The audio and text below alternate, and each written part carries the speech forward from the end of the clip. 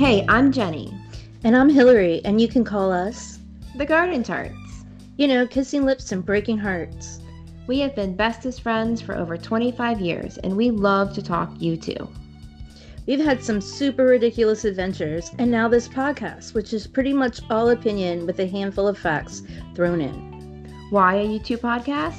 Because as much as we love talking U2, we know you do too. So sit down, grab a drink, and find us on Instagram and Twitter so we can chat. Let's get this one going, shall we? Let's go. I'm ready. I'm so ready. This is take 2 of the Unforgettable Fire, because our first one, we experienced some light technical difficulties. It was marred full of technical difficulties. Yeah. Like, it kind of sounded like this.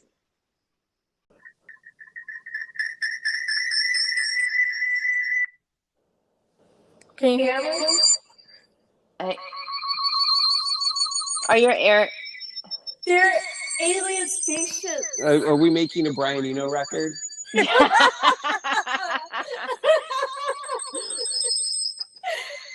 Oh, that was perfect. This podcast was produced by Brian Eno. Are there dolphins in here? Yeah, we're speaking dolphins. It's amazing. Actually, I'm into this. I wonder if it sounds like this on the recording. I don't know. I guess that's what it's like to work with Brian Eno. Ooh, I don't know about that. You think you're making one thing and it turns into another. Right. That's not what we were going for, but it's a nice... No, but it seemed if we were going to have difficulties, it might as well be, yeah. So the first recording, the first go round, we had my brother Jeremy as a guest podcaster, but unfortunately he is not able to be with us for the re-record tonight. But we'll catch up with him down the line for another podcast, maybe. Yeah, it's such a shame because he's like a whole nother, because he's not, I mean, he's a fan, but he's not a fan. Yeah, he's not like us. He's a music fan. Yes. He's a music fan. Yes. And so it was cool to hear some of his perspectives and some things he said. Yeah, absolutely. But he also he's a comedian, so he kind of added a little element that we don't generally have because we're not that funny. I think we're funny amongst ourselves. I think we are, but he definitely has a more even keeled delivery than we just laugh at ourselves. Absolutely. Yeah, we're just laughing at us while he's actually laughing at us too. But he has some actual talent in it. Yes. If people want to find him, he's on Twitter, right? He is on Twitter. His Twitter handle is J as in Jeremy International. Cool. So look him up. out. J International. He's a funny dude. He's kind of funny. Don't let this go to his head though. No, but he's been helpful to us. He's been very helpful, and he does have advice. Have a comedy troupe.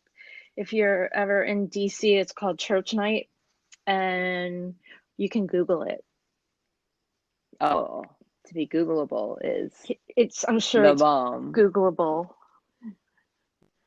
No, but he's been very supportive and helpful for us. Yes, he's our first fan, our first listener. That wasn't us. Or that we didn't trap into listening. No. Hey, so speaking of listeners, we have a lot of new people. I would like to hear this information. Because I obsessively track this, because I'm so that people want to listen to us. So we can say hi to Ireland. Dublin specifically. Yay. Hello, Dublin. India, which, apparently YouTube is making some news in India nowadays. They are. And just the other day, Germany joined in. And also the states of Arizona and Washington. So get this. have been heard in 10 countries, 15 states, and 45 different cities Oh my God. That's around the nuts. world. And I have to That's keep crazy. thinking when we're talking that people actually are listening to us. Maybe. Well, I hope people are as entertained and having as I much fun really as we do. do. And And hope whoever you are listening, thank you, thank you, thank you. I know. Because we have fun with this. We really appreciate it. Yeah. Do we have a specific state that we don't have a listener in that maybe we can lobby this state to listen to us? Oh gosh, let's look. Do you want me to tell you the states that we do have? I don't know. I'm just going to randomly ask No. you a state. Do we have any Okay. listeners in Florida? No, we don't have Well, anyone in then Florida. that's it. We need a Florida listener. There we go. Yeah. I just randomly Bring it on. picked a state and that's it. Yep. So, Okay. dear Florida, listen, It's you're up. your turn. You're at bat. Yeah, let us know who you are Bring it and on. thank you in advance. Exactly. So what are you drinking? Today I have some Jameson Irish whiskey, but I added a ginger peach sparkling water Ooh, to it. that sounds And it's lovely. really quite delightful. I had a bit of an indulgent weekend, so I decided to take it a little bit light this evening. It's more water than whiskey. Some nice flavor. I'm drinking glass is dirty. Magners Oh yeah, cider, which in Ireland, is Bulmers. Bulmers. It tastes the same. Because it is the same. It's exactly the same. It's just nice. It just tastes. It's nicer to drink it in Ireland. Yeah.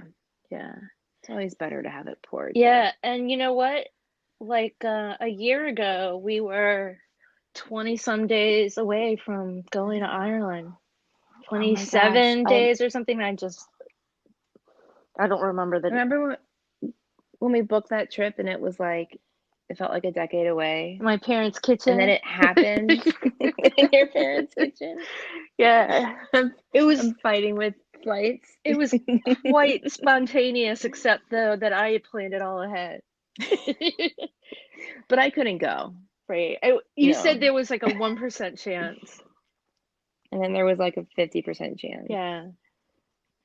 And then you came to visit me, and at my parents' kitchen table, it all went down. Yeah. So. And then, bless my husband's heart. He was like, Jenny, why don't you go? Oh, I hadn't thought about that.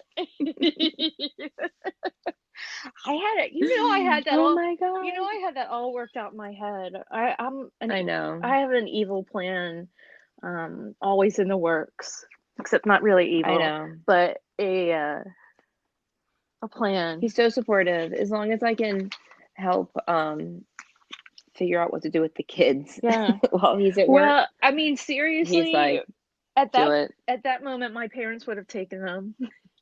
Just let them come to Virginia for a week, and it would be good.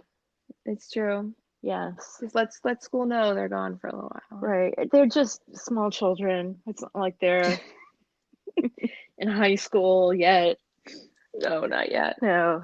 I can't wait to talk about that. So that was the last show. The last shows in Dublin. Some of the last shows in Dublin on the E&I tour. So I can't wait to talk about that. Yes, can't wait. We'll get there. Needless to say, we ended up going. It was it the first two shows?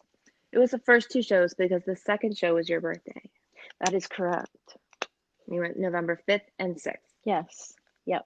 But we went for a whole week. So we were there like a solid 5 days before the shows, like actually on vacation. Yes.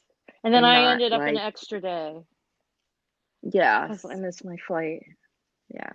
Because I'm lazy and the world's dumb. Traffic's a bitch. Yeah. So we are making our way through U2's albums in release order. And we're up to The Unforgettable Fire. Number 4. Yeah. Number 4. So this was, and I remember you saying you were so excited to talk about War, as we all were, and you made a comment about how this was like how you put Boy, October, and War into like a three-piece, like they're a set. And I was like, oh, you're absolutely correct. Those do go together. Yeah. Like they're bookends. It's a trilogy. Yeah, that's the word it is. That's what I'm looking for.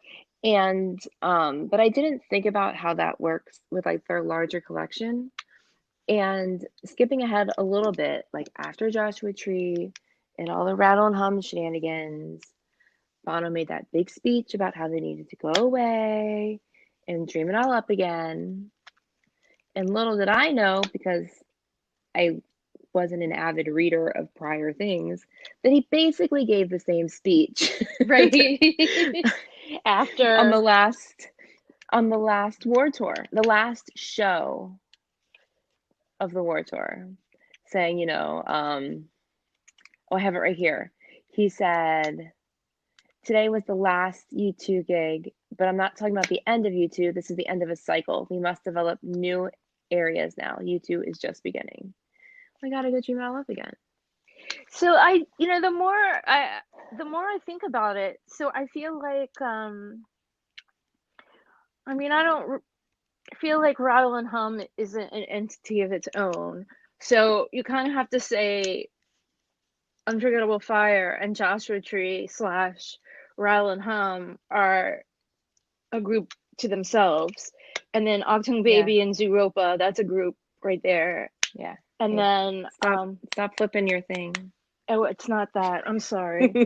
I need something else. Okay, I got it. Sorry. And then, but then wait, all so the Unforgettable Fire, Joshua Tree, and Rattle and Hum go together. Right. Octung Baby and Zooropa. Of course. All That You Can't Leave Behind and How to Dismantle an Atomic Bomb are a duo. Right. I don't know what the hell No Line on the Horizon is. It's kind of like the great-grandchild of the Unforgettable Fire. It is, but it was like nobody wanted to be with it, so there isn't a companion. It was like ostracized. Yeah. And then obviously it's like some weird innocence. Teenage years. Or a midlife crisis. Or I like don't know the smelly person on the bus or whatever. Like, it's just bad, but we'll get there. I can't even imagine how I'm ever going to review that album, but we're going to talk about it because there's stuff that I like on it. We're going to have a nice conversation about it. Okay, we will. But anyway, so there clearly are groups, and I can't wait to find out what's next. I know. And like this one, you know, you think about like Joshua Tree into Octung Baby, what a huge jump that was. Huge. And because I wasn't around when War came out, I wasn't around as a fan when War came out, and then when Unforgettable Fire came out, it's that same jump. Yeah. It really, really is. Like it's hard to look back when I wasn't aware of the release of Unforgettable Fire when it came out. Right. Because we are so young. So young. I think how old was I? 9? Young. I wasn't even 9 yet, I think. But yeah, anyway, or was I? No, you were, because I was 9 in 84. Okay, so I was 8 turning 9. Right. So in 84, then I was 11, but I wasn't 11, sorry, when the album actually came out. I was a month away. 10, yeah. So anyway, but it is interesting looking back and seeing the jump. It's a huge jump. Yeah, it is. And I was really hoping to find a review in Rolling Stone from Jim Henke, who had been a big advocate of them from like 81, but Kurt Loder did the review, and it just went on for so long in so many not kind ways. And he wasn't entirely, I don't think he was wrong, but it's really long. It is. He said, I had a couple of he goes on and about Bono's lyrics. He said idealism is not art, which I really kind of do think that's pretty justified in describing this album, but we'll get to that later. Right, for sure. Soon, we'll get to that very, very soon. Let's talk a little bit about just generally about the album and then get into the song. Okay, I have fun facts. Okay, let's hear them. It was released on October 1st, 1984. It was recorded May 7th to August 5th of 1984 at Windmill Lane Studios and at Slane Castle, not in that order. Okay. Slane Castle is a castle, and they wanted a live room, which you don't have at Windmill Lane. So they went to this castle, and they were going to use the ballroom, but they ended up using I don't know, what was it, the kitchen or the den or something. Yeah.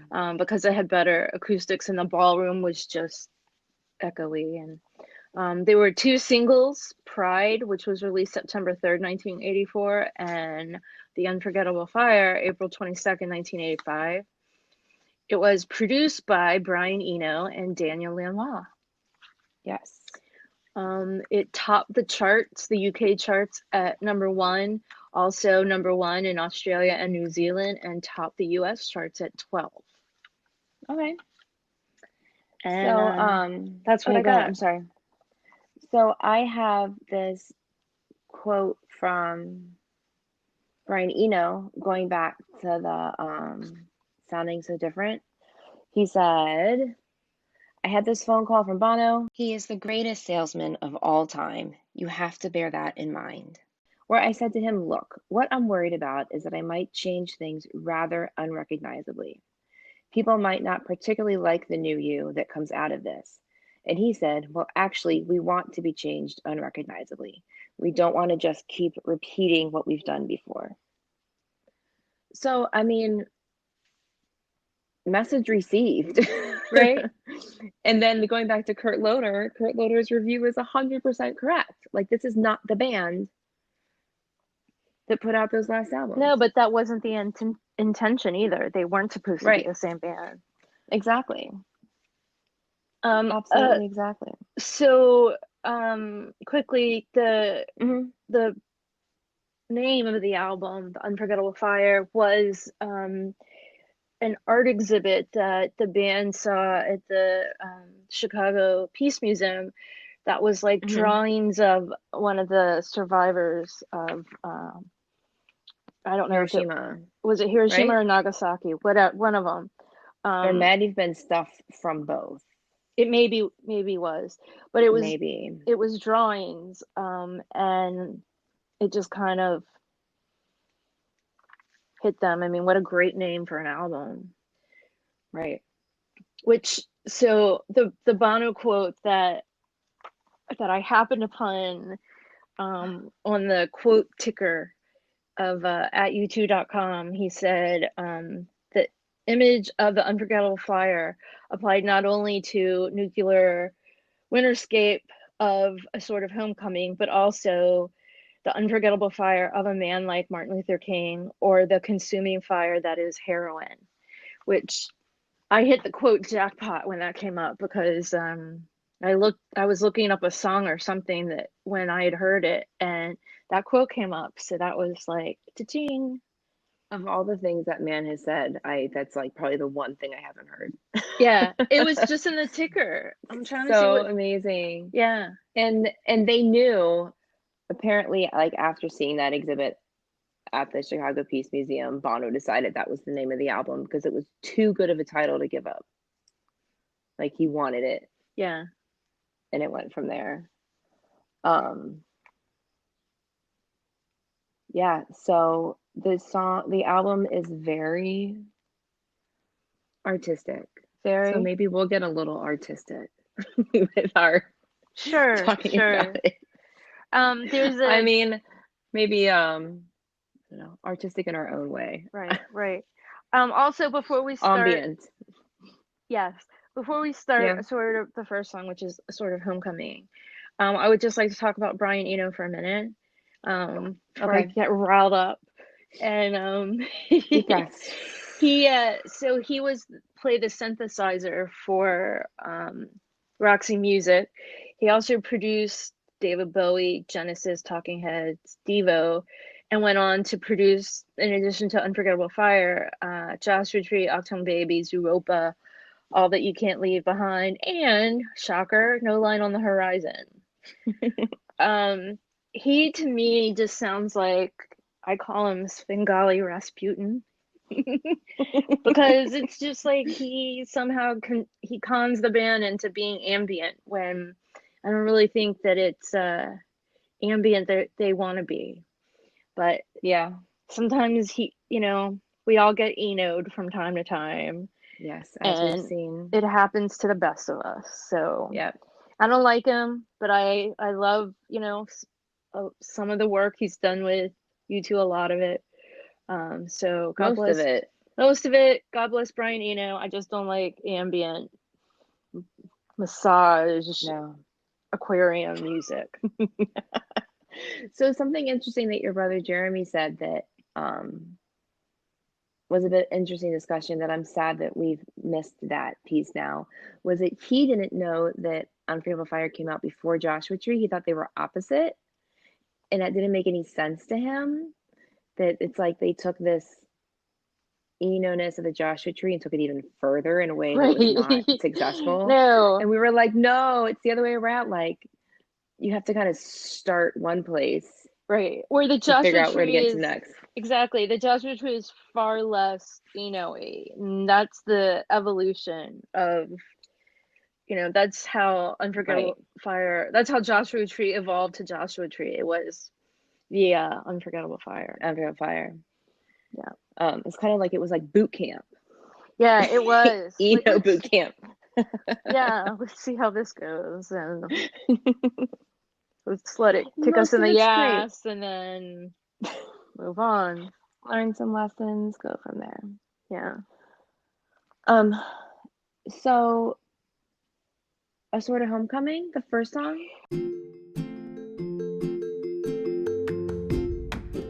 Hey there, listeners.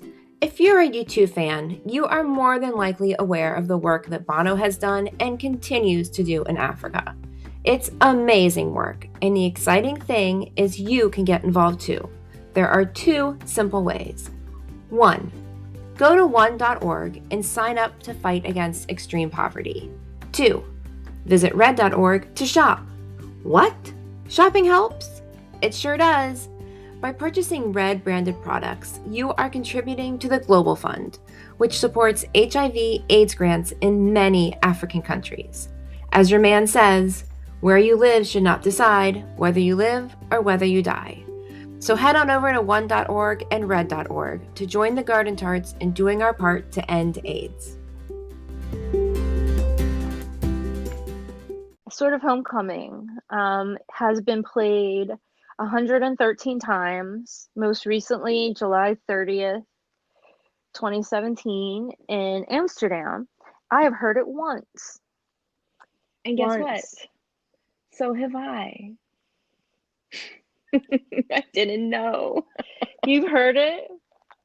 I heard it in Oakland on Elevation. They played the whole song there? Main set. Are you serious? That's the surprise. That's the surprise. I told Hillary I had a surprise because I thought I'd never heard it, and I decided to. So we use this at u2.com. I mentioned for that quote, that ticker quote, that Bono had on Unforgettable Fire. We have a counter to keep profiles. You can put what shows you're in there, and it tells you what shows you've been to, how many songs you've heard, how many times you've heard this song or that song. And I decided just to look. Wow, that is a shock. Well, it was I had 2 songs on my bucket list, and that was one of them. The other was Exit, and I heard them both in the same night, and ta-da! And you live to tell the story. Yeah. I kind of had this thing in the back of my mind that all this time, like maybe I had, but I've been to enough shows on enough tours that I would think it would have.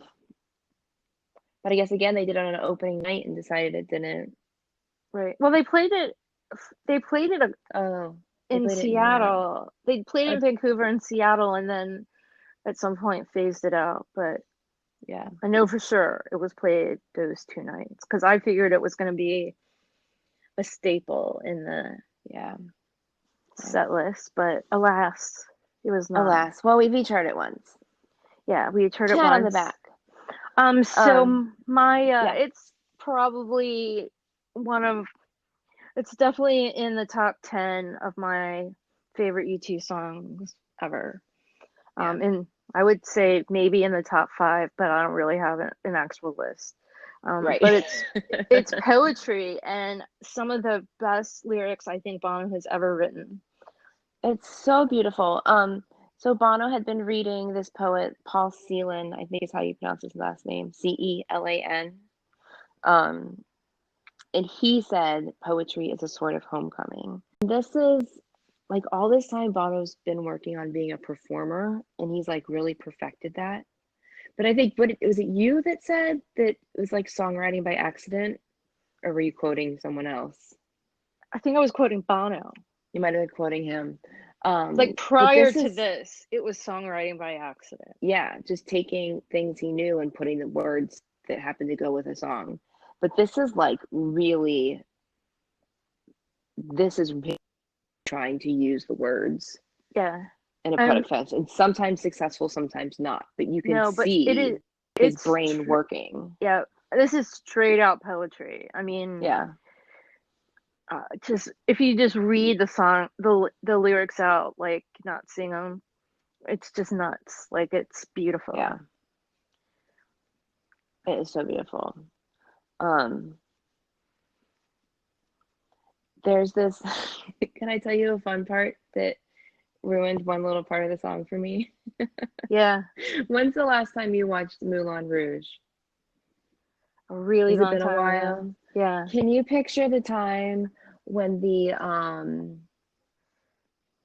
my gosh, what is his name? He's the guy that is putting up the money for the show, and with the mustache, and he's singing like a virgin, and he's like virgin, like he's like this really deliberate moments. There's this time when Bono goes tonight. Oh no. Oh no. And all I can do is picture this guy. That's pretty funny. I listened to the song too many times. Oh my god. But anyway, we'll leave that. Yeah. And now I'm gonna send you that. Okay. That bit, and you're gonna be ruined forever. But it's just one word. It doesn't ruin the song. I can't even come up with words. I'm not clearly a poet, but I can't even come up with the words to describe how much I love this song. I love it so much, and it's like, oh my gosh, my 12-year-old was doing vocabulary words today, and one of the words was jargon. It's such a great word. I wish I knew some songwriting jargon, so I could. Right. But like I wish someone tell me what is it called at the end of this song where everything changes tone, and it I wish I knew what that meant, because it doesn't just end smoothly. Right. It kind of goes into this and a whole different verse and then ends instead of fading out. I don't know. It's just gorgeous. It's absolutely gorgeous. It is. So, oh, don't sorrow, no, don't weep, for tonight at last I'm coming home. Yeah. It starts with the before that, and your heart beats so slow. That's where it starts. Yeah. Where the change starts. So in the this is a fun fact that in the original there weren't really lyrics in the original liner notes, I guess. It was just a sort of homecoming. And I'm guessing because most of those songs were written pretty last minute, and yeah, and the last 2 weeks of recording, I think. Yeah, so they didn't make it, but a sort of homecoming's the only lyrics that ended up on the liner notes. Yeah. I feel Really like some great. of these songs are just so poetic. Like you can't even like pick them apart. You can just say how nice they are and we can keep going. Yeah, The next song is Pride in the Name of Love. it is. I have to do a thing for Jim here. So bear with me, people here. We mentioned Jim Henke before, who was a writer and editor for Rolling Stone and was a very early advocate of the band. Like he was in Europe on the early 81 Boy Tour and came back to America like, it's coming, you gotta watch Yep. out. He wrote a piece in 81 for Rolling Stone called, what's it called? U2, The Next Big Thing, I think. When U2 was the band of the 80s, he had to, on the cover of Rolling Stone, he had to fight for that. And they were like, you better be right, Jim. This better be the right decision. And sure it was. So I read that when U2 was at the Chicago Peace Museum, when they were seeing the Unforgettable Fire exhibit, there was also something there for an exhibit about Martin Luther King Jr. and maybe Malcolm X too. I'm not sure. I read that and I don't remember where. And some credit is given to that, but Bono gives direct credit to our dear friend Jim Henke for Pride. I mean, this is a really cool story, but also Jim passed away this summer in July from complications from dementia. And I worked with him for a really long time at the Rock and Roll Hall of Fame and Museum. He was the chief curator who opened the Rock and Roll Hall of Fame and Museum. He was there for I was there for 10 years and he was there longer than me. He was my boss for a while, then he became my coworker and I worked alongside with him on things. I got to work on the U2 exhibit specifically with him, which was the highlight of my life. And I've done some pretty cool things, I think. But when he passed away, Rolling Stone reached out to Bono to get a quote for a story. So I'm going to take a moment to read. It's fair to say Jim Henke was a soft-spoken man, but what he said under his breath was often striking and keenly observed. As well as being an early believer in our band, Jim increased our faith in ourselves with encouragement and suggestions like, here's a copy of Stephen B. Oates' Let the Trumpet Sound, The Life of Martin Luther King Jr. I think you might like this. Find similarities with the civil rights struggle in Ireland and the Deep South here in the U.S. It was an important stop on the journey into U2's nonviolent protests. And without that book, I doubt there would be a Pride in the Name of Love, and the chorus of voices that sing it louder than any PA we hang. For such a soft-spoken fella, he had us make a lot of noise. I've heard that a lot of Dedicate- times, and every time it gives me chills. And every time we've been at a show that Jim has also been at, Yeah. right as Edge starts up those ever so familiar tones, Yeah. Bono yells out, Jim Henke! And it's a very exciting thing to, it was a very exciting thing to be at a show with Jim. Like, I think I screamed like, I saw a rock star, which I did, but I wasn't screaming for said rock star. I was screaming for It was as my if he like friend said Jim. my own name, like as if he said our names on the stage. And the first time we got kind of used to it, but it was still exciting. But the first time, I like almost fell on the floor. Like, what the fuck just happened? Because I worked with Jim. I know his history with the band. I know this, and that, but it doesn't mean that something like that is going to happen. No. And I mean, I knew, actually, no, the first time I saw that happen first time I saw Jim get the shout out was in Boston, and I did not think I expected that to happen, and I lost my shit. We weren't together the first time it happened? No, we weren't together. I know, because I was... I mean, I believe you. I just don't remember. I was at a weird place in the rail, and I saw Jim come from backstage with his laminate and everything, and I swear he was like, skipping or something, and here I am dehydrated and smushed at a rail with, smelly people and strangers and sweat, and he just comes by skipping like, hey, and gave me a hug and walked on, and then he got the shout out and I lost my shit. I mean, I squealed like a little girl. Like, it was very exciting. And thank you for making Jim my friend, because I'm very grateful for that. Well, like, here's the thing with Jim is that, he gets the family Christmas cards from the Houston family, and he gets Bruce Springsteen, and it's not like the hospital. It's like friends and family gonna see the guy. Like, not pretzels everyone and knows this wine, guy. right? No, but more than, and Jim's just a fan, and I think it still blew his mind. Yeah, that he had access and was friendly and familiar, but these people considered him a peer, right, or even a mentor at that. Like, he is much older than you two. Yeah, not much, but he older, right? And so he was seen as someone to look up to who can help them. Well, I think he definitely will be missed by all.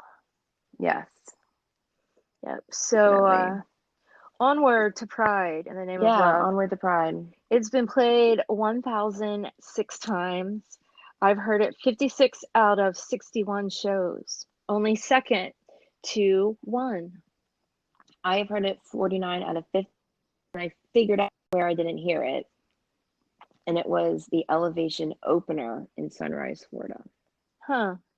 I don't have the brain strength to look up where I haven't heard it. I had a moment. I was tired of 6th grade vocabulary.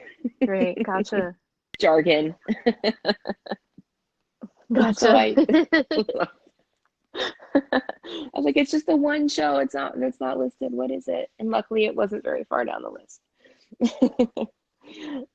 Jargon. What a great word, right? I remember my 10th grade vocab words were like the best, and I still try to use them. Yeah. Regularly. One of them was nefarious. Oh, nice. Yeah, I try to use that whenever I can, like to describe maybe I don't know, Brian Eno. Someone asked on Twitter today, who was it? I'm gonna have to look and see. It was some journalist. He asked, what's your favorite word? You could answer with that. I said shenanigans. Shenanigans is a really good word. I really like the word shenanigans. I don't think mine is. It was Eric Alper, yeah. Gotcha. Huh. I have to think about that answer more. I don't think my favorite word's definitely not nefarious, but I just remember that as one of the 10th grade vocab words where I don't know, I must have rocked those vocab words too. Man, because I still remember them from just a few years ago. Yeah. Just a few years ago. So Pride in the Name of Love. So initially Bono was trying to write a song about Ronald Reagan and had the name Pride. He was the current president when Unforgettable Fire came out. Yeah. And apparently he was thinking of pride as in something you can lose. It's like you could then become someone not to be proud of or lose your pride. And it just wasn't working out. Surprise, surprise. So then the book happened, blah, blah, blah, blah, blah. It turned into this other version of Pride that is so uplifting. And we got Pride as we know it about the amazing Martin Luther King Jr. Yeah. It was started at Slane, but they ditched it and rewrote it and re-recorded it completely at Windmill Lane with a guest backing vocalist. Yes. Yes. Mrs. Christine Kerr, is that correct? Yes, otherwise known as Chrissy Hine from the Pretenders. She happened to be in town and they got married to Jim Kerr at the time. Yeah. So as I'm sure many of you know if you're real big U2 fans, but that Martin Luther King was not killed early morning, April 4. He was killed in early evening, so it was, incorrect information. But if you notice, a lot of the time when singing to like his own fans, like us at a regular concert, he still says early morning. But if it's to a group of people that might not all be knowledgeable U2 fans, they're just knowledgeable in terms of history. He says early evening. So U2 played Pride on the steps of the Lincoln Memorial, which is where Martin Luther King gave his Free at Last speech. And I Have a Dream, yeah. Yeah, and I Have a Dream. And so they sing it on the steps of the Lincoln Memorial, which was amazing for Obama. So cool. Inaugural. And they did sing Bono did sing early evening in that. Because there's a quote from him saying that the song is a missed opportunity. I even get the time of Dr. King's assassination wrong. I said early morning, April 4. It was early evening. Yeah. I think it's a very, very justified pop single. I just don't think it belongs on this album aside from the subject matter. It's just it's way more pop than anything else on. Yeah. I mean, absolutely. It's clearly a single. And I think I read also that Brian Eno didn't like it. Probably because there's no Brian Eno in it. It doesn't sound like any Brian Eno. So you're probably right on that.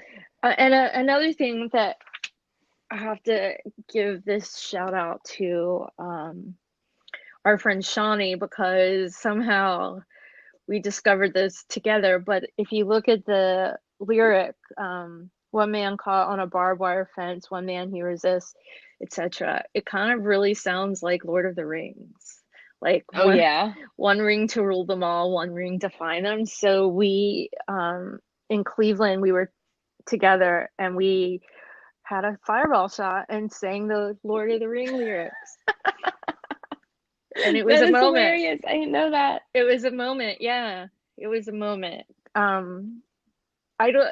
She has the entire text that we went back and forth about. Yeah.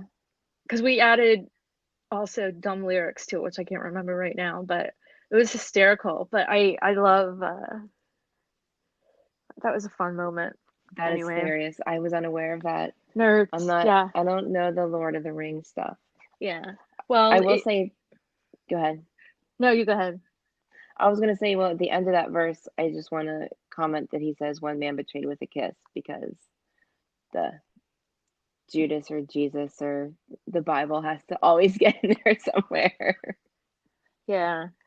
He loves talking about Judas. Back to the Bible, back to Judas. Yeah. For sure. Okay, so I think Pride hit number 3 on the UK singles chart. I don't have any more information on how it did it went to number 33 in the US. Okay, not too shabby. I happen to have that. And T-Shabs. Yeah. The first time I heard it was my first U2 show in Hampton in 1992.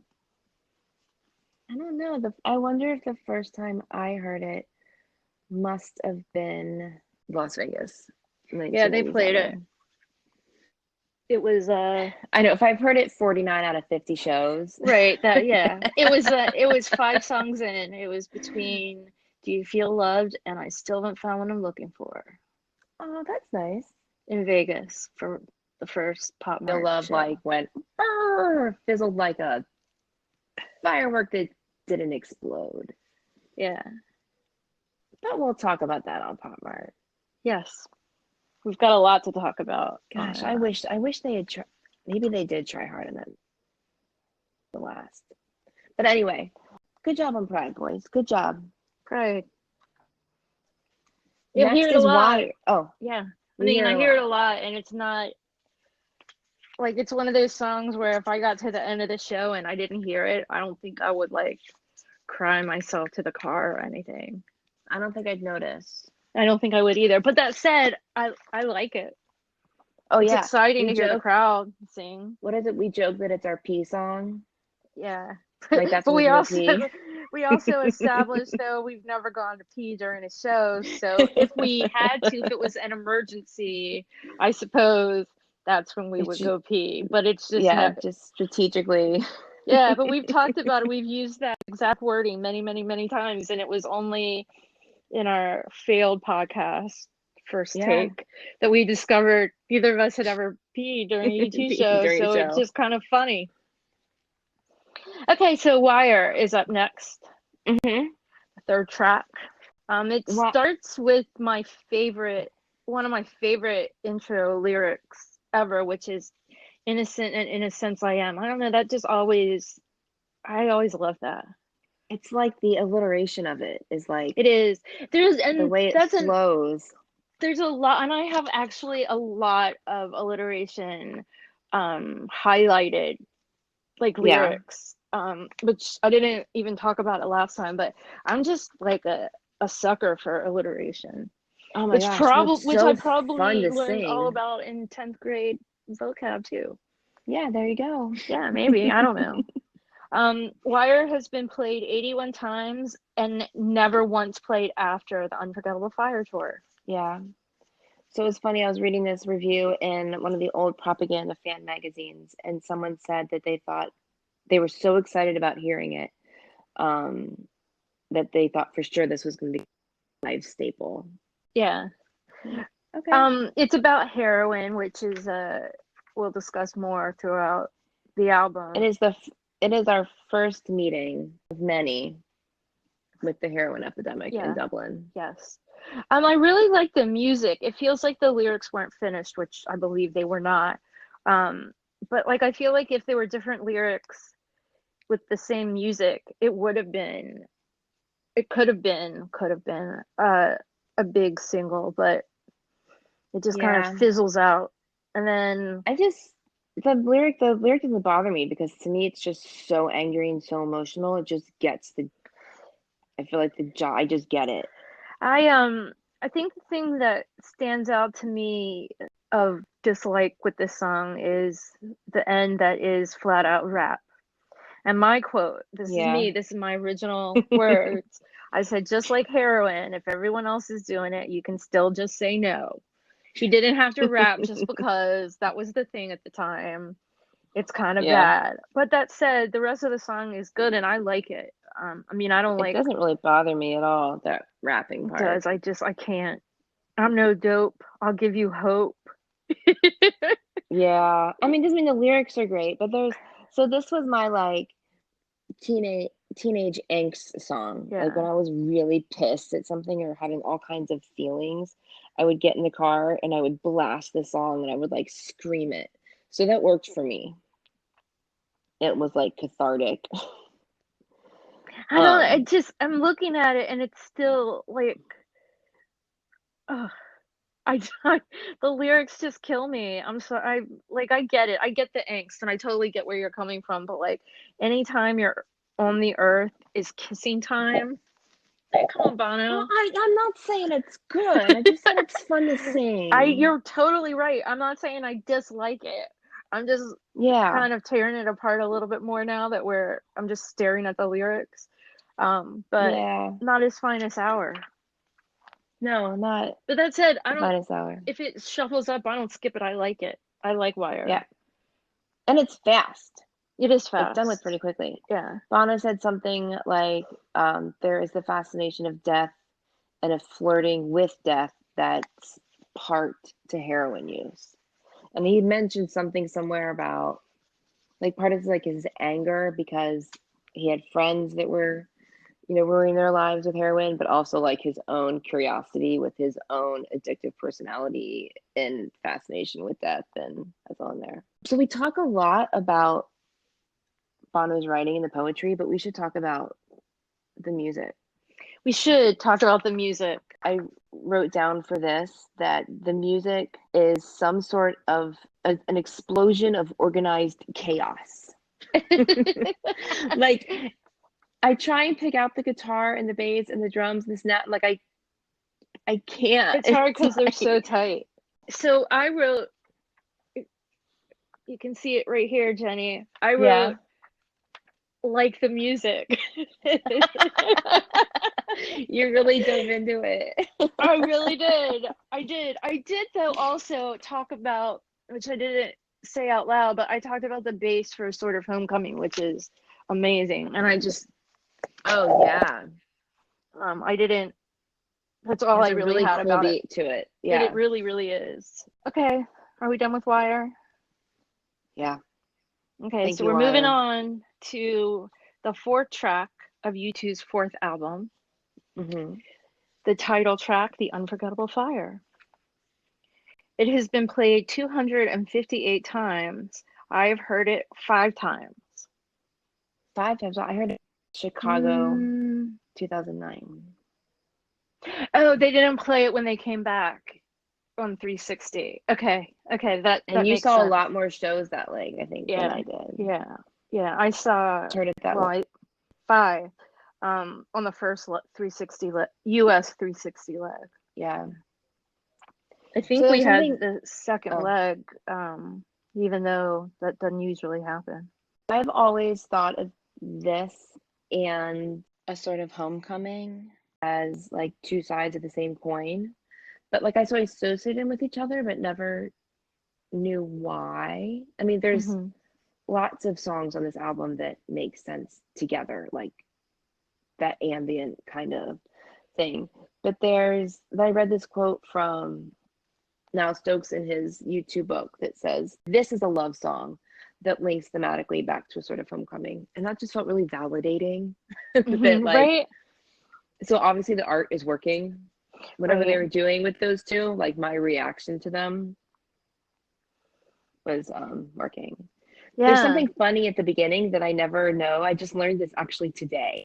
Okay. I went back to re-listen and I was like, what is happening? There's Larry starts to like at the beginning and like messes up the drumstick or whatever, but apparently he goes, "Oh shit." And you know what? then I read that too. I don't hear it, but I read. But then I hear him mess up and stop. I gotta listen to it with like good headphones or something. Yeah. But then at like the 20-something second mark, he counts in again, like clicking the drumsticks. And then so I don't know if he came in early, but they never took it out. Nice. Even when they like remastered it and stuff. Right. It's good. I like it. I like these around. Yeah, I do too. I love this song. I have in my head, like if I was in a movie and like running from people or something, this would be my soundtrack. And like I'd run and look over my shoulder and keep running. Be like dun dun dun. Yeah, exactly. Dun, I swear dun. this could also be a James Bond song. It could also be there's a little part that's very Phantom of the Opera. It sounds to me like the organ. Yeah. Yeah, this and now I can't unhear that. No, but this song is just it's very dramatic. Yeah, it is. It is so dramatic. This song has like an element that most U2 songs do not have, and that is the drama of. I also think this is I believe this is Bono's first foray into falsetto. Interesting. I believe that if my calculations are right, that is correct. But I have noted somewhere in my notes that his voice is so much more controlled. Yeah. And there was a quote somewhere about how I don't know if it was from him or whatever, but how he learned to sing again, which I don't quite understand the again part, because we talked about how he became a performer, writer before he became a singer, kind of thing. Right. But yeah, this is where we meet Bono, the singer, poet, trying to control his things. I love this song. It's just so complex. So my note has a story that the song that Bono and Edge were at Bono's house, and Edge was playing like a keyboard sequencer or something, and Bono wrote the bass line, and then I guess Adam came back and cleaned it up. Yeah. So another thing that Bono talked about, just that he had a hard time writing the lyrics for a lot of the songs on Unforgettable Fire, and they ended up sounding like a sketch. This is not a sketch. This is the full picture. Yeah. This is the real deal. No sketch. They knew where they were going, and that's what they ended up with. It is solid. Solid. So solid. I love it so much. It would be nice to hear this one again too sometime. Yeah. You know, live, I'm not sure why, but it didn't. I mean, the first time I heard it was so super exciting, but it didn't really strike me as amazing as I think it sounds on the album. It's not a strong live song. No, which really surprised me because it sounds like it would be. Right. But I don't remember. Actually do. I remember being at a show.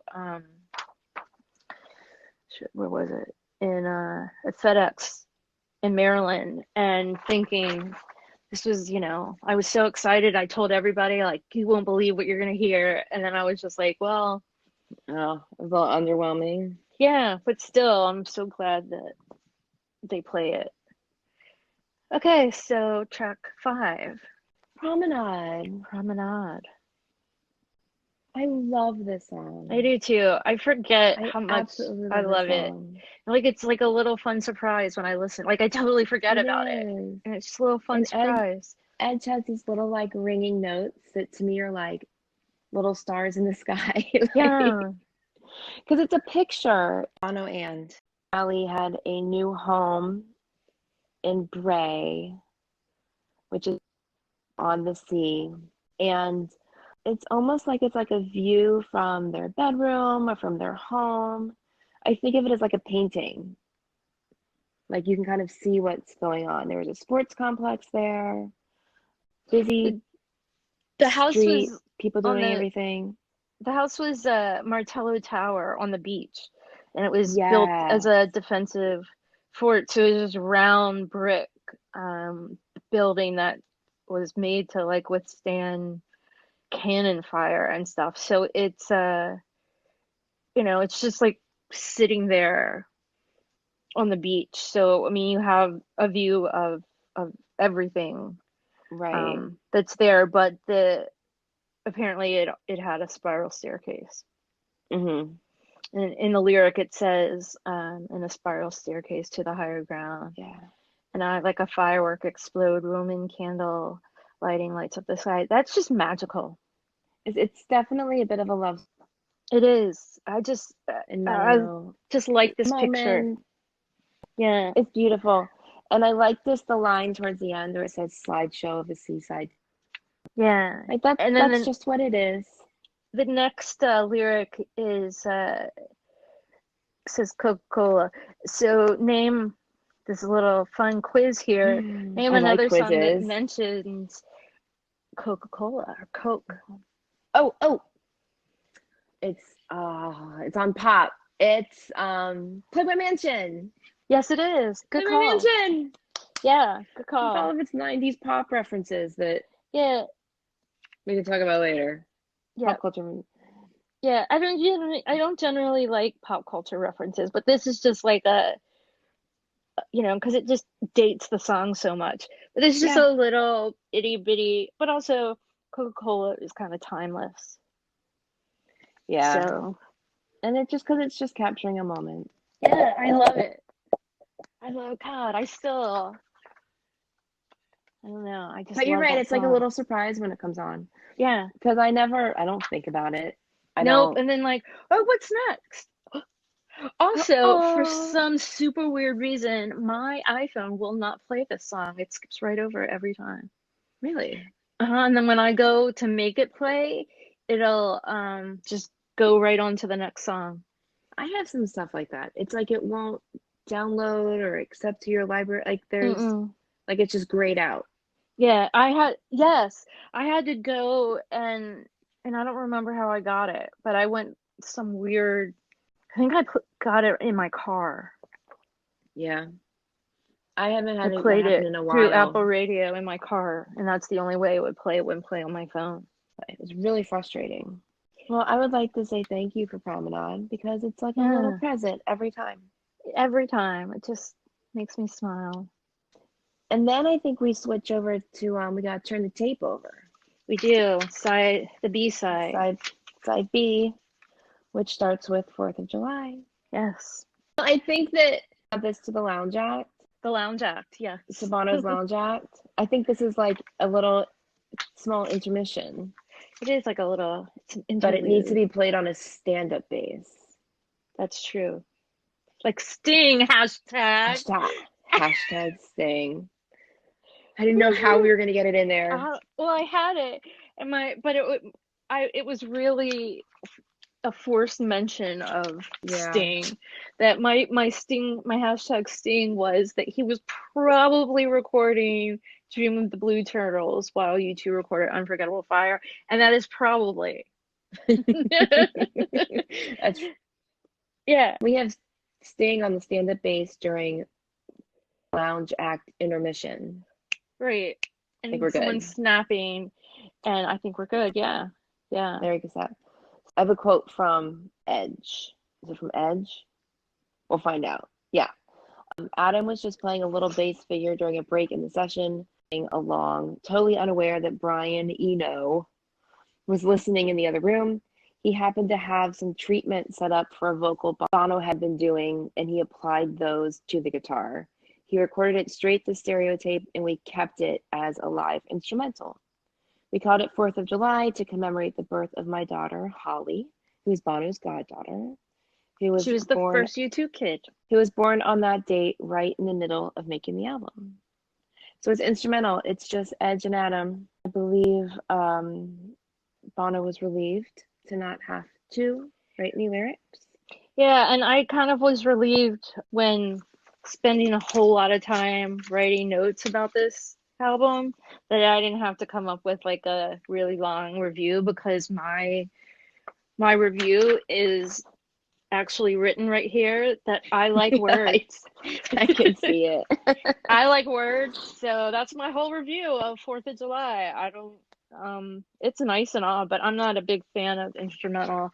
No. And I think it's partially just because maybe I'm not that artsy. Yeah.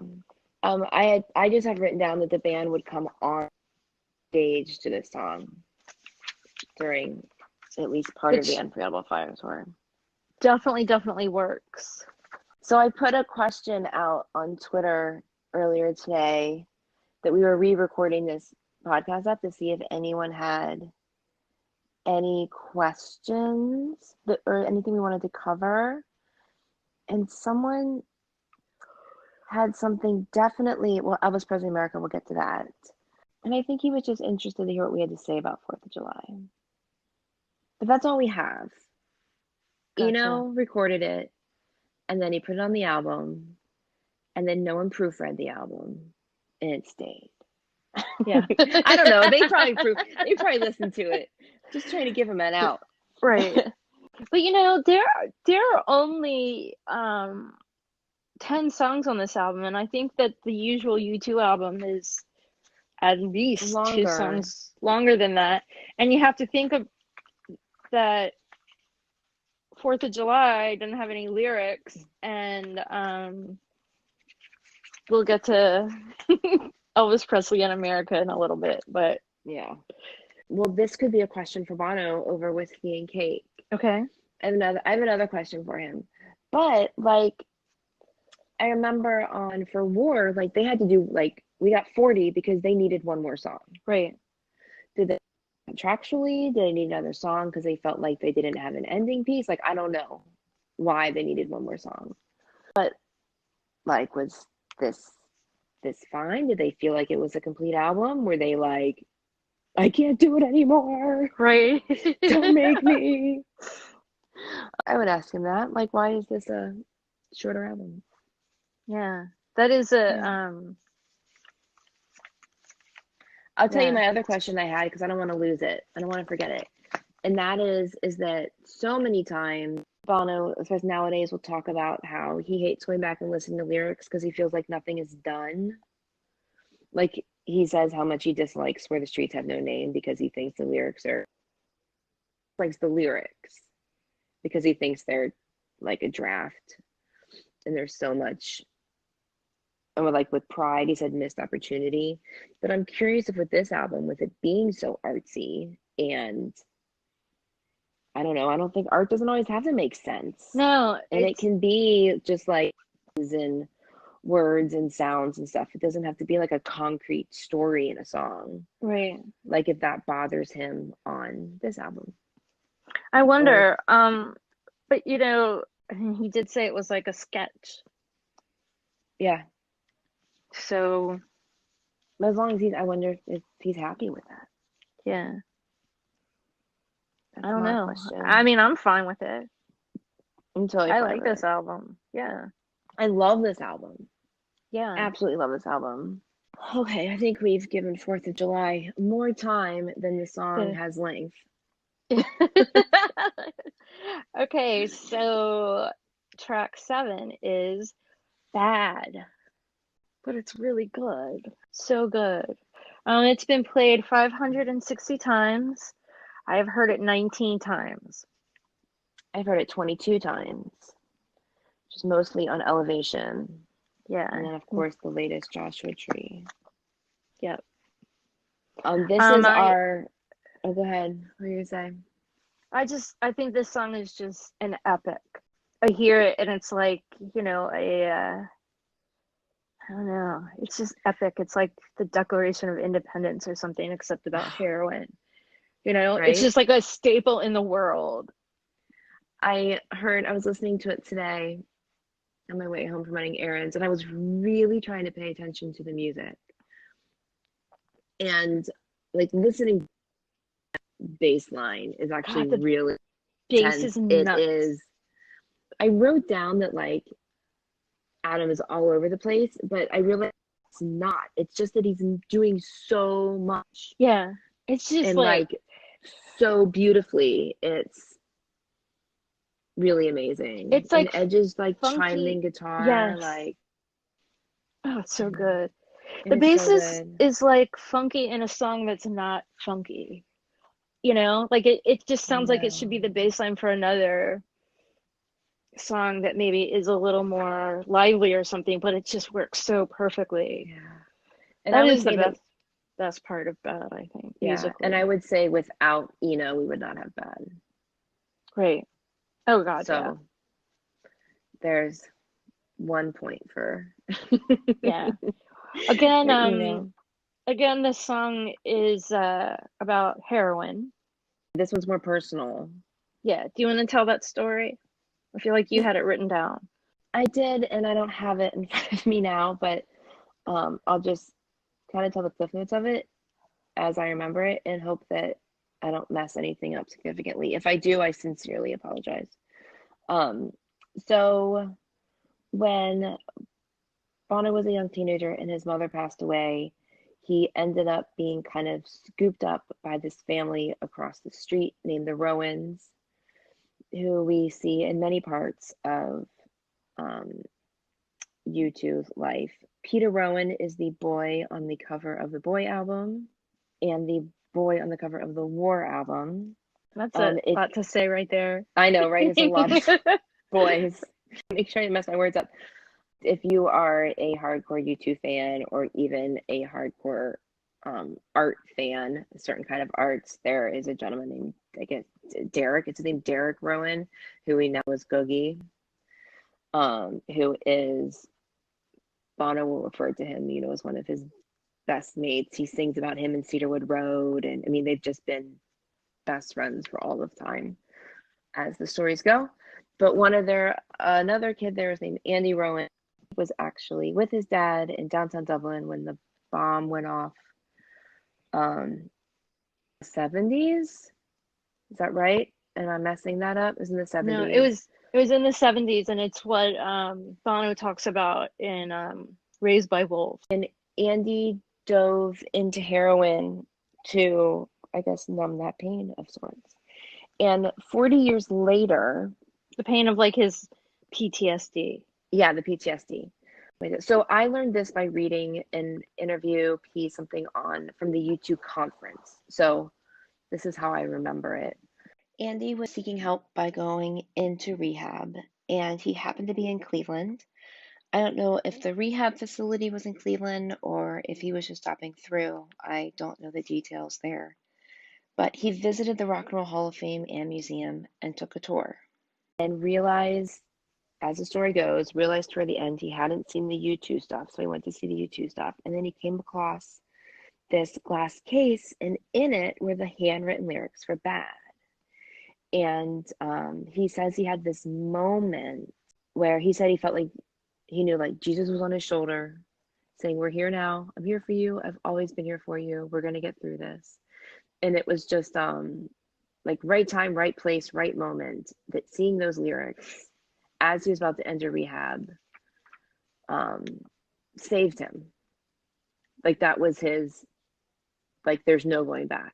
Like this is it. This is going to do it. And I worked at the Rock and Roll Hall of Fame and Museum for 10 years.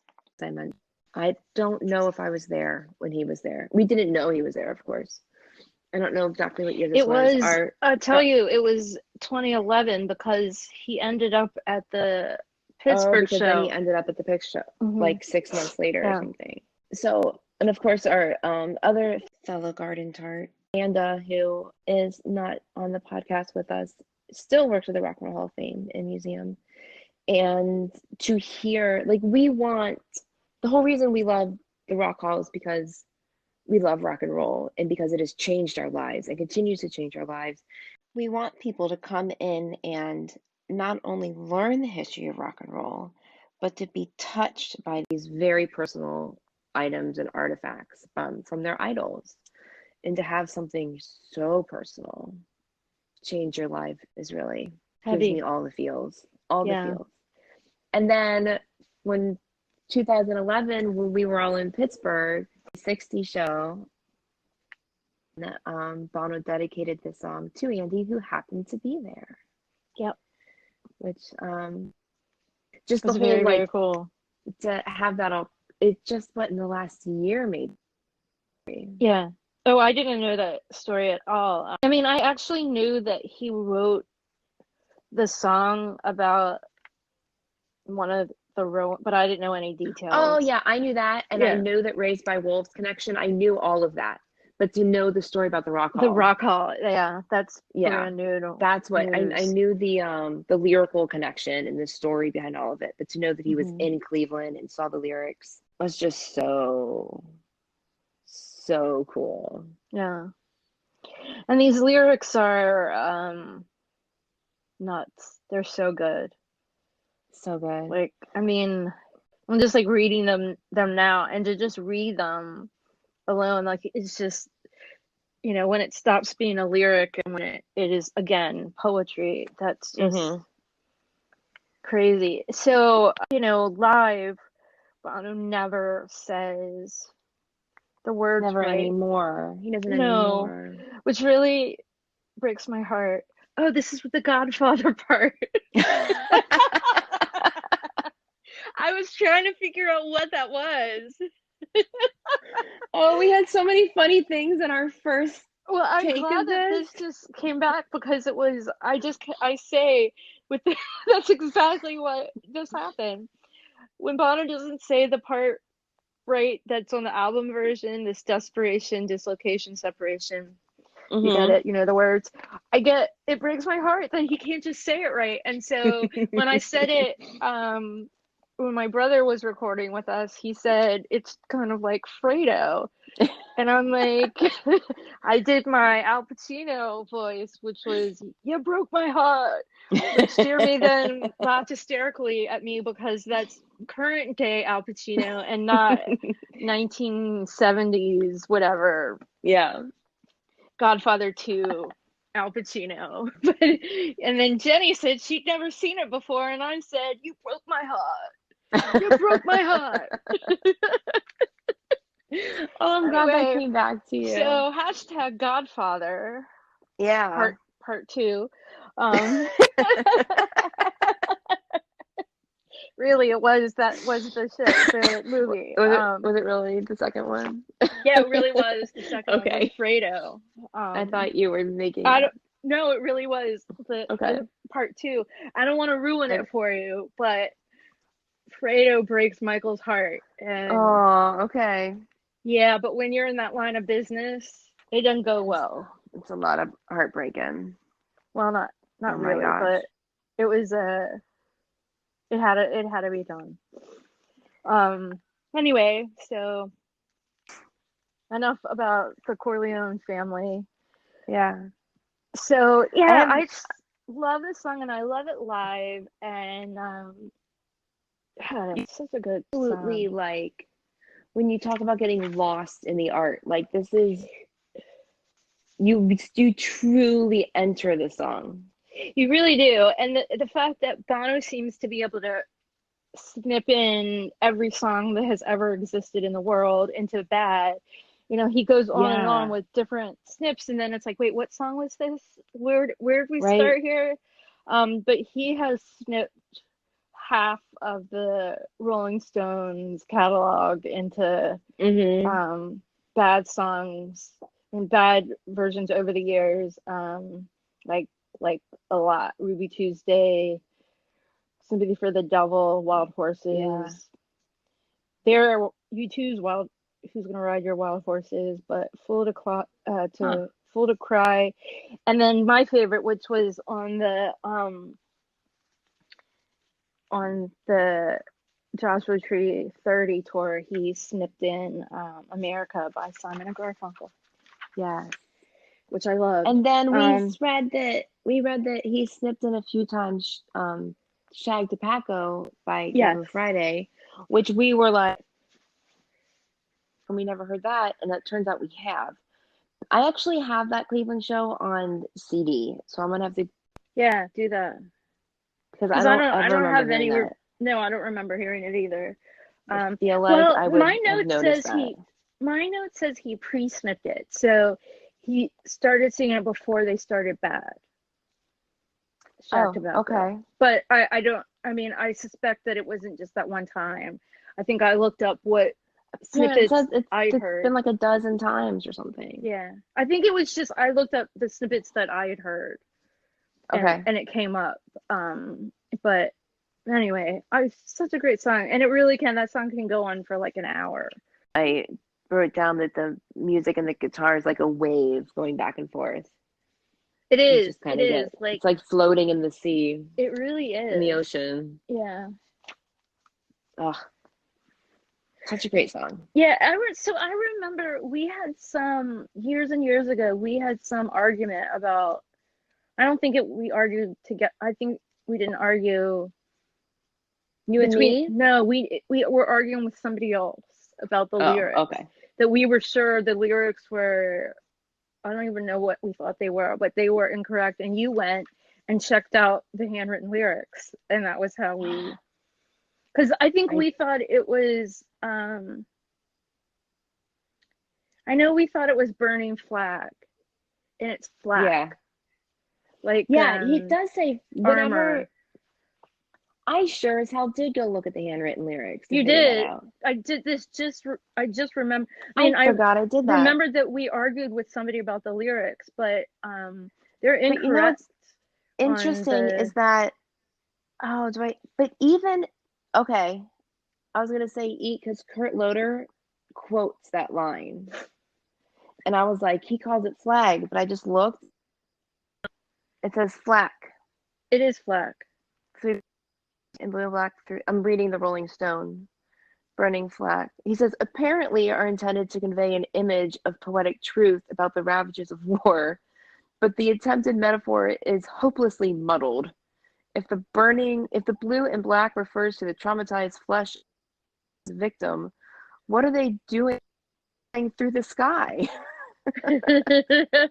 Why Why a silken sky? We don't know, Kurt. Yeah. Let it go. Let it go. The man is having an emotional moment about his friend. And the funny thing about that though is, which I didn't mention earlier when we were talking about Kurt Loder, is that years and years later during Zoo TV, Bono did an interview on MTV News with Kurt Loder, and he said, he was really upset that his review wasn't very kind for Unforgettable Fire, and he said it wasn't until years later that he thought maybe there was something to it, to his words, which I don't want. I mean, we can pick on the album. I don't want to hear Bono pick on it. Like, that's just our personal. But maybe he just realizes that it's just true. I mean, it is like true. we said before, if they were truly trying to sound unrecognizable, right, then of course a fan like Kurt Loder is going to critique that, because it's not the band he was expecting to hear. No. Which means that they were successful, and he should actually be proud. That's what at this point in our take one, Jeremy asked whatever happened to Kurt Loder, and I said I don't know, because there is no MTV now. Definitely, there's no MTV News.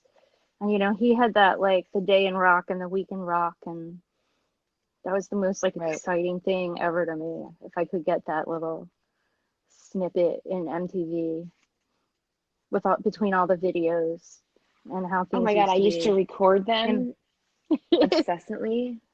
So, back to our friend Jim Henke, who passed away in July.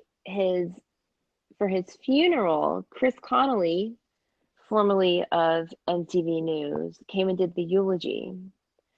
And it was everything I could do to not go up to him and introduce myself and tell him that I would record him all the time, waiting for U2 mentions. Garden Tart Amanda said I should, that he would probably get a kick out of that, because it was such a U2 heavy day. Yeah. Like, he got up, the first thing he did, I unfortunately missed the funeral, and I was at a very appropriate celebration of Jim's life at a rock club later in the evening. But Chris got up there, and he just started reading Psalm 40. Oh God. And apparently how perfect is that? Perfect. But remember when I don't know. We were talking about Kurt Loder. I was like, how did we get on to Chris? Well, when you said that though about Chris Connolly, it made me think about that time that we met Dave Fanning, who is Irish radio host, and we told him we had recordings of his shows, and he was like humiliated. Like, he just seems so embarrassed and I'm like, well, I mean, we wouldn't just randomly record your show. It had to be with you two on it. We weren't listening to you. No. So we met him at the U2's 40th birthday party at the Rock Hall a few years ago.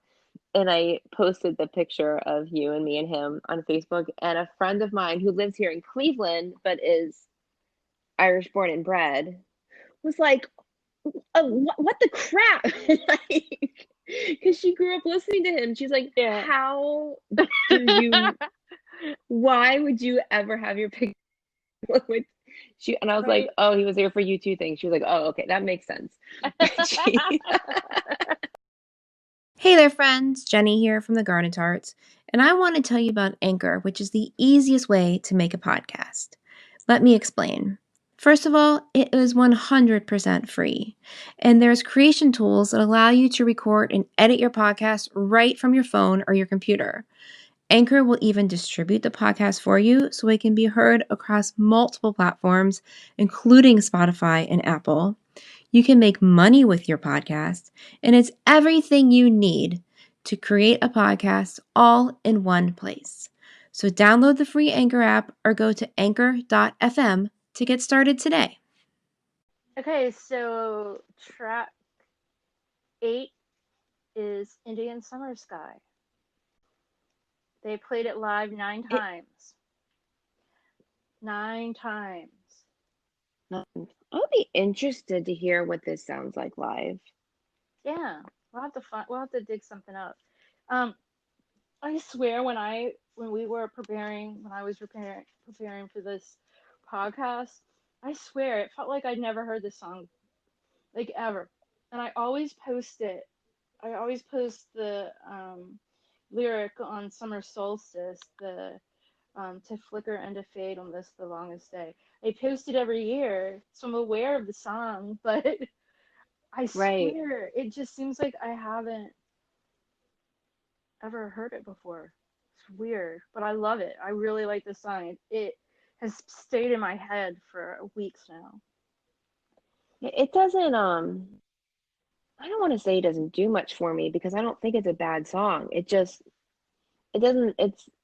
stand out to me on the album like some of the other stuff Yeah. does. No, it never has before. I don't know what changed this time listening, but I really like it. Like really, like I've had it in my head. It doesn't go away, which I'm okay with. Yeah. I read somewhere that they had begun writing it, or maybe Bono. I don't know. I just have begun in New York City. For some reason in my head, I have the impression that Bono started working with words, but maybe it was a band thing. Um, it was trying to get across the sense of spirit trapped in a concrete jungle. So, I mean, the speed of the song, it's very like, if you think about New York City, it's very like Right. definitely there, but the lyrics are definitely trying to find something more Yeah. natural. And I know I didn't think about that until you mentioned it. But I totally get how. Yeah. I mean, it's And the drums are really yeah. I it's really like really it. drum Like heavy. I'm surprised by how much I like it. Where it's never Yeah. ever done anything for me in the past. I wish But that the there's a song, few, I don't know if it's grasping, but there's a line that's, if I could, I would, very bad. yeah, And there's a little part that says, like, you give yourself, which is, I don't know, is it with or without you, maybe? Like, are there some lyrics starting to form right. here? But I don't know if I'm looking too closely. No, there was another song that so sort of homecoming has the lyric dislocated, suffocated, which kind of also Oh, brings us back yeah, to that. There was another one bad. though. There was another lyric that was repetitive, but I don't remember what it was, and I don't. Well, Bono never repeats himself. What? I Bono don't never remember. repeats himself I don't remember what it was, but there was another. more than 100 Right. times. As being sarcastic. Right. So the next song is Elvis Presley in America. Track 9. We can talk to our Twitter friends a little bit. Well, one of them. So his handle is Greenlight711, which makes my stay loving heart very happy. But so he was answered my call on Twitter if anyone wanted to talk about anything on this album. And he had two things. First, he said, stated by the 4th of July, and I believe Edge and Adam were just jamming and had no idea Danny was recording. Yes, all true, except I think it was Eno. Danny Lanois might have been in the room, but the band talks about Eno with that. He has two other things. He says, also, anything about Danny pushing Bono to improvise on Elvis Presley in America, that's the bravest thing U2 has ever done, which I will comment on that in a moment. I also thought that was Brian Eno, but Well, they from the band is Eno. Yeah, but it related, is very and I'll read that. I have a quote from Bono from '84, and again, I think friend Ben is just because Danny Lanois was there. He mentions him here too, and this is pretty correct. I believe I read that it's a track from a different song played backwards to create Elvis Presley in America. I wonder if that's what we hear on the record or if the band actually performed it backwards. if that makes sense. Thanks. And so I'll read this bono. This is from the NME, the New Music Express in 1984. He said, Elvis Presley in America was recorded in 5 minutes, which, side note, the song is over 6 minutes long, so you can take what you want with that. Back to Bono. Eno just handed me the microphone and told me to sing over this piece of music that had been slowed down, played backwards, whatever. I said, what, just like that? Now? He said, yes, this is what you're about. So I did it, and it was finished. There were all these beautiful lines and melodies coming out of it. So what I had read was that Eno slowed down the backing track to a sort of homecoming, told Bono to improvise on it. Bono got excited because there was some lyrics and stuff going on here. And Eno said, we're done. Surprise! You've been Eno'd. Right. Svengali Rasputin. Which we decided is the name of your Roxy Music cover band. Right, that's correct. Yeah. That was, my brother said that. Give him his due credit, but didn't he say it or did you say it? I did the cover band. Okay, band. I apologize. Take that because little I part steal out that. it was my brother. I steal that from Garden Tart Amanda because she'll come up with fun sayings and decide that that's her appropriate real live band cover band. Right. And it's also jealous of her creativity because I wish I was that fast and creative. Well, you were, because that was a and good I did. one. I got one in. Yay. I give her credit. She trained me well. Yeah. That would be a horrible, horrible cover band, but okay. Oh. I mean, I like Roxy music. It's not my jam. No. I get it though. Okay, so this song was played as a snip once. Shocker. Actually, I'm shocked. It's just this. You're shocked that it was a snip once because it shouldn't have been that. Right. It should have been that. Saw any light of day.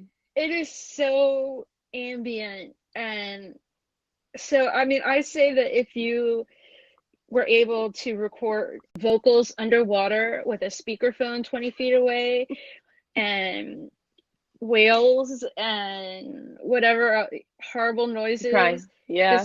This is what it would sound like if you could record underwater and your mic is a speakerphone 20 feet away. It would sound like Elvis Presley in America. So our friend at Greenlight 7, his opinion is that this is the bravest thing they've ever done. And maybe releasing it was quite ballsy, but I feel like they got tricked. Right? I they got Eno'd. But I feel like, sometimes you gotta take a risk. Sometimes, you gotta bet on that horse, that long shot or whatever, but sometimes your horse just doesn't come in. And I think that's what happened with this song. And makes the other stuff seem less arty. Right. It's very which is maybe brave. a good thing. Right. It's very brave. I get it. It's very brave. I mean, is he singing in tongues? I don't even know what's happening. It's that Bono Glees, whatever. Apparently, a very unflattering biography of Elvis by Albert Goldman. We'll meet again another time. More of his biographical work. And so this was on his mind, which is why it goes in this Elvis direction. Well, it's interesting because what my brother Jeremy said, the whole point of him being on the podcast was talk about this song. And when he said it's like the way America might look through a non-American's eyes. And I honestly kind of disagree with that, because I do believe that, like what Bono says, is it's an idea. America's an idea, and it is whatever you see it as. I mean, right now it doesn't look the same as it did, 10 years ago. Yeah. That even like as an album in general, that it's like looking at the America through kind of he didn't say rose-colored glasses, but he was like Right. pixie dust and Right. fairy tales. And then you and I looked at each other and said, "But Jeremy, It's an idea. America's not just a country." It's an idea. Our original words, right? We came up with Our original words, ours and ours alone. just ours, nobody else's. No. But yeah, I mean, so I disagree. Asterisk. Right. Find the asterisk somewhere Right. else. Totally not our words. But you probably know that. Anyway, so I disagreed with him saying that. That said, I still don't like the song. But I just don't. It's too long. You can't tell what's going on. No. Well, seriously, so Jeremy asked when we were recording, like, how long is the song actually? Here, look. 1 page, 2 page. It is front and back of a whole piece of paper. A whole type. I have written down that it's 6 minutes and 22 seconds. That's nuts for being. That's a long. That is brave. Not like so much to put in like completely improvised song on the album, but to make it so long. Even if it was, that's too long even for a really good song. Especially for is bad even I don't that think long? it is. Live. Maybe live, but I don't think anyway, it's really I just had I have it funny thing to say and I almost lost it. on 2 pieces of paper, but I have it in like 2 columns. Yeah. And it still goes on the next page. I didn't know my printer could print on the back of paper. Who'd have thought? Oh, surprise. Yeah. I don't use it very often, so there was in my imagination, it would be really funny if they ever discussed this song being a single. So hey guys, why don't we make Elvis Presley in America the 3rd single off the Unforgettable Fire album? How about it? Shut up, Eno. We're done. See you on the next record. If you're a really huge Brian Eno fan, I apologize, but also I would really like to know what's your deal? What, ambient crap has been in your life that you want to talk about? Just throw it out there. Oh my God, you're funny. But really, if you are a Brian Eno fan, I apologize because I know that Brian Eno has quite a following, and I'm not. Yeah. It's and just he's all I feel over it to music. Like we can't. He is. Deny but I it. feel it when I feel his presence in too many songs that I don't care for. I guess that's when it's strong, it is strong. Yeah. And it's not that it's not decent music, it's just not my kind of music. I don't like ambient, yes, wails and stuff. I like my rock and roll to be rock and roll. Exactly. I mean, I only want rock and roll. I don't. Nothing else matters. No. Okay, so moving on to song 10. So song track 10 is track 10 is MLK. It's been played 323 times. I've heard it 6 times.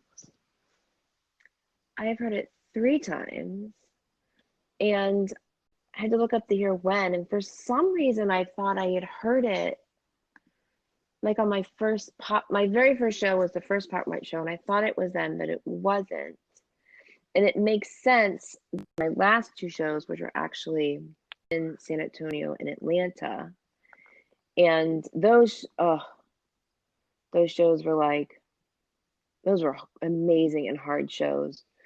We had lost Michael Hutchence had died on November 22nd, and that San Antonio show was November 23rd. So it was all the emotions, all the feels, all of them, and then straight into San Antonio, which was 3 days later. I'm sorry, Atlanta was 3 days later. Yeah. Yeah, that was heavy, and MLK just made, anytime you hear MLK, it's just like you're on sacred ground.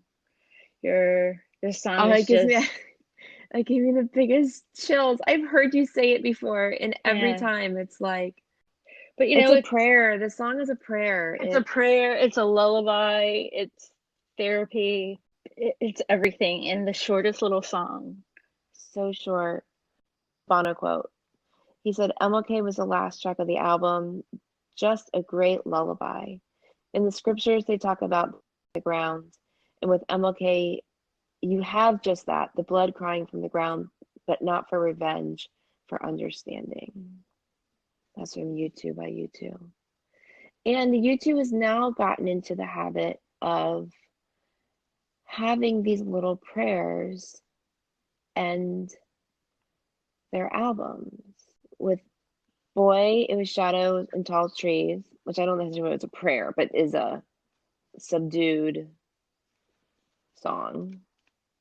But On but October, it's yeah. I mean, it does come across that way, but it's Lord of the Flies, and that's Yeah. I think But that it's the goes in two directions with that. Yeah. Yes, yeah.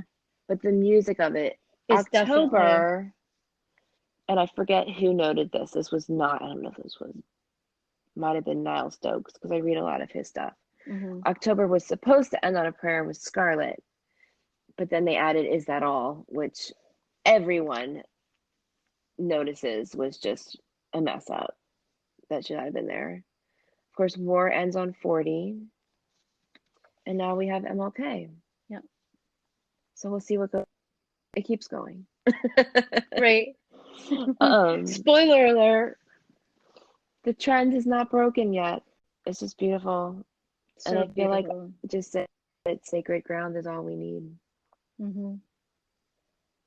It's just, love it. Poetry again. You know, for the beginning and end to be a sort of homecoming, and MLK, it doesn't matter what's in the middle. It's, you know, it's got the perfect bookends. Perfect. So I you know, I love this album, and I think I don't listen to it enough. I don't think I give it enough credit, where I'm pretty sure I give all the other albums their due credit when they deserve it or not. This is a but big one. This is big, and just really big. You know, and it I don't think we talked about this in this version, but it's just, these are grown-ups. They're like, the sophistication of the music and the most of the lyrics. These are not the kids that, you know, did the trilogy. No. But I mean, absolutely. And, you know, again, spoiler alert, Unforgettable Fire, it does totally, you can just see how it develops into the next album. Yeah. Well, I was laughing the other day because, like, so we had done the first version of this episode, and I was like, oh, now I can start listening to the Joshua Tree, because listeners, we have a rule that we're not allowed to go ahead while we're on this project. We cannot listen ahead. And I admit, every once in a while there's a song or two I go and listen to, but not albums. Right. And then you had a like, don't go any further. Stop it in its track. But like, I'm having a little trouble saying goodbye to this album. I feel like that too. I totally get that. And I am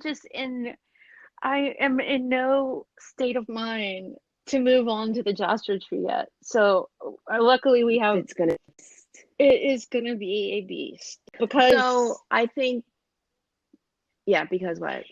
Because it is the Joshua Tree. It is obviously the album itself, but then, you know, we have companion podcasts, all, you know, rattle and hum, and then I would like, you know, like we talked about, every time we do an album, we're going to talk about the tour if we went on the tour, and we did plenty of Joshua Tree 30 shows, so I think that deserves its own definitely little podcast. And then Joshua Tree is picking back up down under. What's going to happen there? And we should really talk about that, you know, at least close to real time. And maybe we should like record those in little spurts. I feel like we should just do Joshua Tree 30 our experience with it, and then it would be fun to just have little mini eps about how it's changing. Right. What do you think? I think that's okay. Well, people, Yeah, but I mean, are you still listening? Are you? Margaret, are you still listening? We're still talking. We're still talking. Did you guys go to sleep yet? Because I really need to. But maybe we could like record little mini eps, but then put them all together at the end of the tour. Oh, that'd be fun. And then, but I think now instead of diving into the Joshua Tree right away, because we have a little bit of time before the stuff that under starts, let's do Live Aid and Conspiracy of Hope. Okay, we'll talk about that stuff. Let's talk about the do-gooding next. Yeah, and that'll give us a little breather. Really, I have a headache. Some more. Right? I have a headache just thinking about the Joshua Tree, because we're gonna have fun doing it. We are gonna have fun, but I also kind of think that there's gonna be a lot that we don't have to go into a whole lot of detail with, because it's like everybody knows, right? This is a great song, but also I haven't done my due diligence on it, and I probably don't know half the story behind the songs. We already knew. Okay, so what? Were there any subjects that we? What question was I going to ask Bono over whiskey and cake? Whiskey and cake. I don't know. I usually have an answer for that, but I don't think I don't know. Like, I guess, what's your favorite song on the album? What do you think? Fun. What do you think he'd say? I think he might pick a sort of homecoming. That's what I was going to say it too. Like, who? I think that he would say that. I almost said the Unforgettable Fire, but I think it's a sort of homecoming. I would hope he'd say that, and then I'm gonna like throw my whiskey at him and say, "Well, why didn't you keep playing it, buddy? Come on." Yeah, right. Then bring it back. Yeah. No, I'm not gonna. I'm not gonna throw. I would never throw whiskey at Bono. I don't think. Not on purpose. No. Or if he dared me, if he said, "I dare you," I'd be all up in that. But it had to have consensual permission. Right. So, remember when we were talking about Bono and Edge's duet? Yeah. Their best friend lover duets? Yeah. We definitely have to talk about this. I know. And there was Don't Let the Sun Go Down on Me. And then there was that article about India, about the shows in India. And I forget what magazine that was in. And the journalist just happens to mention that he walks in the room and Bono's like at the piano, hamming it up to Don't Let the Sun Go Down on Me. And he's all, "Ladies and gentlemen, Mr. The Edge." No, he really didn't say that. I just say that. I know you say that every time. But some people have like ESP where they can like sense the future and tell you what's going to happen. We have BSP. BSP. And I'm not sure if the B and F get it. Right? It could very well could be. Is it our bullshit or Bono's bullshit? BB. BBSP. Well, the B is supposed to stand for Bono. But I know. These things happen. Right. And sometimes they might be pretty obvious things, but sometimes they're really so crazy. Super specific. It's really specific in a really short amount of time. Yeah, but so I think my margin is, I'm about 11% sure. Yeah, 11% of me thinks that maybe he's actually listening to our conversations, be it via email, all of our conversations, or, iMessage, Facebook Messenger, Facebook, all of it. There's an 11% chance, which I believe is fairly high when you think about the world in general. That is a very, very high chance. Yeah, it's about an 11% chance that he's listening. He's probably not listening to this right now, even though that's really what we would like. If you're listening, Bono, like our goal in life, I think our goal for this podcast maybe is to get Whiskey and Cake and maybe get Bono to listen, at least one up. But yeah, so he's probably not all listening. At the same time, right? And Bono all at the same time. Well, I don't know, because if we're sitting with him and having whiskey and cake, and then he listens to what we have to say about Is that all? Or Elvis Presley in America? I don't know that I want to be there for that. I don't want to be in the same room with him when he's listening to us. But I would No. like to just have whiskey and cake with him. Yeah, I would like to have. In I a really, friendly really manner. want whiskey and cake with Yeah. Bono. And if you haven't listened to any of our other podcasts, this is a common thread that we have a dream to have whiskey and cake. You have with a Bono. vision? Television. Again, our Happy original. Asterisk, no, it's No, it's not. So also, I calculate that about 30% of what we say is direct Bono quote. We just maybe don't remember that it came from him. right. I mean, that does not include when I say I have a Bono quote. No, just That's not in the accidentally 30%. happening. Right. Yeah. It just happens. It's just natural. It Yeah. just comes out. What did you say that like 3/4 of your life is quoting some rock star? Right. I said that, but then I added. I think I had like 7/4 to that scenario. Yeah, because you have a lot of words. Yeah. But only I think that only 3/4. in that all that amount, I think only 10% was my original thought. Which is still a lot. I have a lot of thoughts. You have a lot of thoughts. Well, when you've got 7/4 in your dollar, man, Right. there's a lot going on there.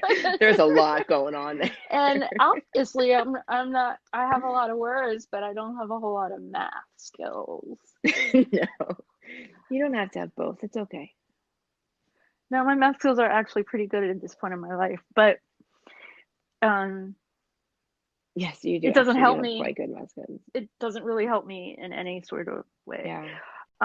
So I think we really I'm really glad we redid this. I am too.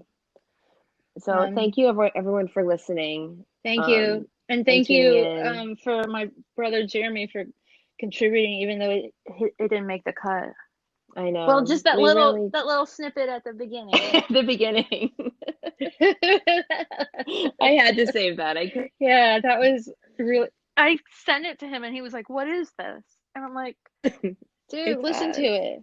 My brother Will noted an interest in maybe participating in our pod. Oh. His choice. He said, "Well," what I said. Well, if you were going to do it, what album would you pick? And he was like, "Well, War," but that ship sailed.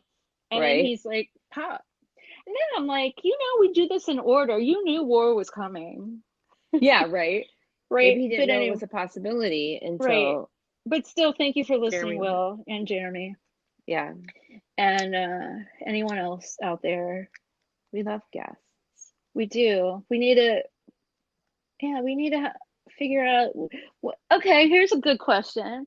Okay. What ep, if we had a guest star that was Bono, what ep would you want? Crap. Dramatic pause. Right? I don't have an answer to this question. I might want to be the most recent. I think I might want Songs of Experience. Yeah. I think I want that too, or Joshua Tree or Octung Baby, but I feel like he already has so many sound bites for those. How are you going to come up with new things to say? He'd have to go back into his archives. We would, but the thing is, I feel like he doesn't talk as much as he used to, or at least we don't hang on every word like I guess we did back in those days. Oh, we do. It's just not always printed word either. Yeah. And there aren't as many like catchy little and he's still saying and some of it he's just still saying. The same. But no, I can't wait to talk about Songs of Experience. Well, and that's where the longest time he's always been the old guy. I say that funny because we'll talk about that later. But with Songs of Experience, I feel like now that I'm a parent with some older children, I connect in a way to the way he expresses his life with his children in a way that I Right. haven't in other albums. So that's why Right. that would interest me to have that conversation with him. I would like to say though that I remember when Achtung Baby came out, and I just thought he was the oldest person ever. I'm like, oh my God, how did he get so old? Look, and then for Potmore, I'm just like, oh my God, make time stop. He's so old. But we're aging just along, Yeah, same speed. we'll talk about those Pop Mart stories Yeah. later. Yeah. We can't give away all our good material. No, I'm just saying, Yeah. I've always thought of him as an old guy because he's, older than I am. Just because older, but now that we are older than he was then, Right. Huh. it's like, oh. Yeah. Oh. I'm as old as he was when during Vertigo. Is that right? Yeah, Yeah. maybe. For I another can't do that month. math in my head right now. Yeah. Yeah, I am. He was 45 during Vertigo. I'm currently Okay. 45 for another month. Right. So I thought he was a really old guy then, Right. but It's all relative. it is all relative. He look at him on stage. He still got it. Yeah. Yeah. More than Okay, ever. so one more thing I think Okay, that then we should go. We should let we our really lovely should people go. go. Yeah. I don't think that we really mentioned Larry's name. I think we talked about drums, but I don't think we actually said Larry. And I would just like to We give talked Larry. about him with the Unforgettable Fire. I He think we messed said up. drums. I think we know, I said said drums. Didn't I say Larry was counting in wrong? Oh, you know what? You did. Okay. Oh, That's but I fine. did say there was some song, maybe Indian Summer Sky said this song, the drums are really in the front. Right. But yeah. Okay, so I let's just want to give Larry a nice our shout glasses out. to Larry. Yeah, okay. Yeah. Okay, here. Raising mine. Cheers To Larry. I mean, Larry. you got Way to to give hold him them all credit together. for, right? One ring that binds them. Oh. Whew. And on that note, I think it's It's bedtime. time to say goodnight. Yeah. It is. Okay, we did good. I'm happy with this. Yes. Thank you for listening. Thank you so much for listening. You have no idea how flattered And we are. we'll see you next time. Next time. Good night. Bye. God bless. Also, we love hearing from people and chatting with people, and of course, we love talking you too. So you can drop us a line on Instagram or Twitter at _gardentarts, or you can even email us at wearethegardentarts@gmail.com. We look forward to hearing from you soon. If you enjoy this podcast, we would love it if you would share it with your other YouTube-loving friends, as well as leave a review for us on whatever platform you use to listen to podcasts. We would really, really love that.